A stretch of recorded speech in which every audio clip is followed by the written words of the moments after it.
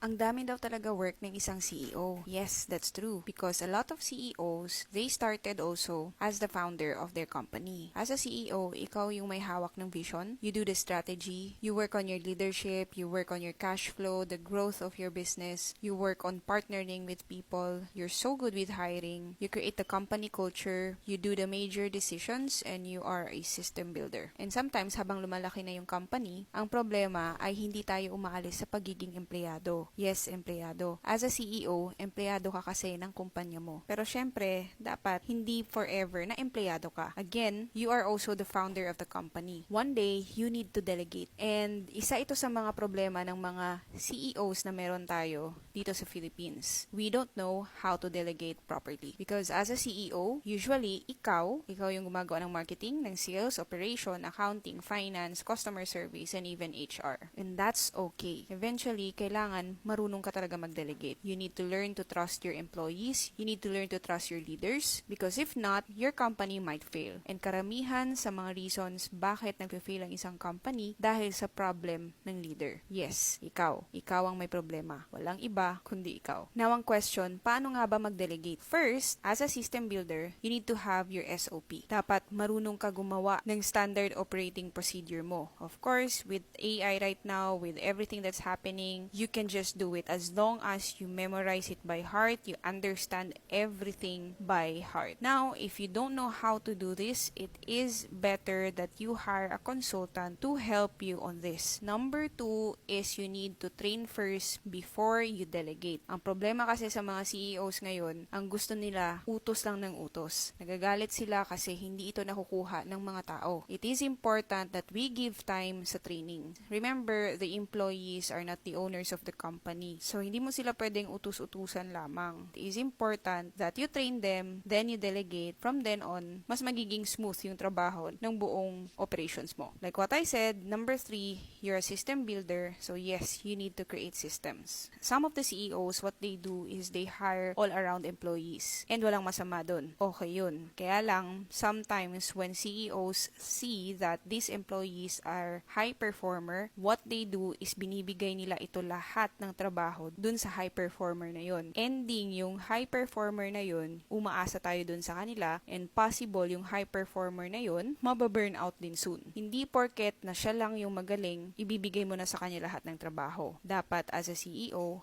alam mo kapag for manager ba to siya, ibig sabihin, a manager manages or organize yung buong team at yung task ng bawat doers na kung saan sila naman yung gumagawa ng tasks. Now, it is essential that you need to have your KPIs and these people will be reporting to the managers, to the executives, and isa ka na dun. Last but not the least, kung paano mag-delegate, you need to trust. Yes. And once you trust, after that, you need to verify. You wanna make sure that what they are saying ay tama. So, hindi porket na magaling siya, iaasa mo na lahat doon sa kanya kasi nag-report siya. Hindi mo alam na chinat GPT lang pala niya yun. You can do it weekly or monthly report and importante na soon magkaroon ka ng data analyst na kung saan siya yung magbabasa ng mga analytics mo. Sobrang importante to. A lot of business owners or big brands, they actually have this, and if you don't have a data analyst, and I know there are analytics that can be shown or can be done by AI, but it is very important na magkaroon pa rin ng human touch. Now